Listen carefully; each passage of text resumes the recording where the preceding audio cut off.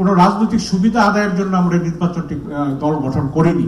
আমাদের এই আহ্বানকে বিএনপির কোনো নেতা এটা ভুল বুঝেছেন, যে মনে করেছেন যে তারা দলকে বোধহয় ভাঙতে চান, সেই কারণে আমার সঙ্গে বিএনপির একটা বিচ্ছেদ ঘটে।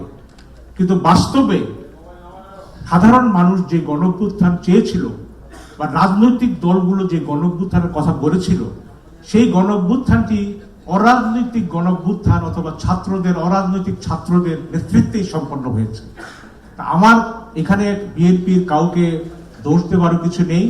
আমি আশা করব যে সবাই উপলব্ধি করবেন যে গণঅভ্যুত্থানের পরে বাংলাদেশে যখন নতুন জাতীয় ঐক্যের একটা আহ্বান এসছে এবং প্রয়োজনীয়তা দেখা দিয়েছে, আমি নতুন দল করেছি কারণ আমাদের ভেতরে কতগুলো উপলব্ধি আছে, সেই উপলব্ধির সঙ্গে হয়তো বিএনপির খানিকটা দূরত্ব থাকতে পারে, কিন্তু বাংলাদেশি জাতীয়তাবাদ, আল্লাহর প্রতি অবিচল আস্থা, এগুলোর ক্ষেত্রে আমাদের কোনো দূরত্ব নেই। হয়তো কৌশলের ক্ষেত্রে আমাদের পার্থক্য আছে। আমরা আশা করব যে আমরা যে নতুন দল করেছি, এটা আমরা 2-3 বছরের আলাপ আলোচনার মধ্য দিয়ে সিদ্ধান্ত নিয়ে মানুষের মতামত নিয়ে আমরা এই দলটি গঠন করেছি।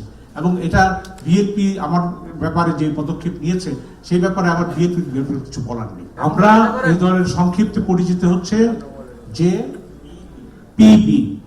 আমরা নির্বাচন কমিশনে নিবন্ধনের জন্য আবেদন করব এবং সেই সময় আমাদের গঠনতন্ত্র, আমাদের লোগো, প্রতীক, পতাকা সবগুলোই আমরা সেখানে জমা দেব।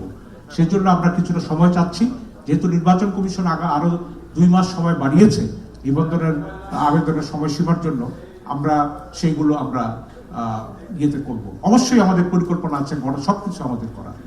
কোনো রাজনৈতিক সুবিধা আদায়ের জন্য আমরা নির্বাচনটি দল গঠন করিনি। 2024 সালের যে নির্বাচনটি হয়েছে, সেখানে অনেকে বাধ্য হয়ে নির্বাচনে অংশ নিয়েছে। আমার ব্যক্তিগত ক্ষেত্রে বলতে পারি, আমাকে গোয়েন্দা সংস্থা তুলে নিয়ে আমার বিরুদ্ধে 70টি মামলা, সেই মামলার একটি রায় ঘোষণা করা হবে এটা ভয় দেখিয়ে করেছে। আমরা 2018 সালে যারা নির্বাচনে গেছে, 2024-এর নির্বাচনে যাওয়া আর 2018 সালের নির্বাচনে হাসিনার দিকে যাওয়ার মধ্যে তো আমি কোনো পার্থক্য দেখি না। এই নির্বাচনে যাওয়ার জন্য আমরা দুঃখ প্রকাশ করি, কিন্তু একই সঙ্গে যারা 2018 সালের নির্বাচনে গেছে এবং নির্বাচিত সাংসদ হিসাবে সংসদে ভূমিকা পালন করেছে, তাদেরও তো দুঃখ প্রকাশ করা উচিত। সরকারের নিপীড়ন এমনই ছিল যে আমাদের অনেকেই তখন নির্বাচনে যেতে বাধ্য করা হয়েছে।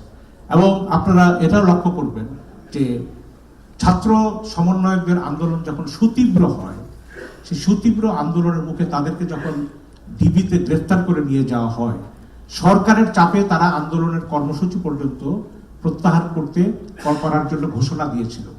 অর্থাৎ ব্যক্তিকে বাঁচাতে, ব্যক্তি বাঁচতে এই আমাদের পদক্ষেপগুলো বাধ্য হয়ে নিতে হয়েছে।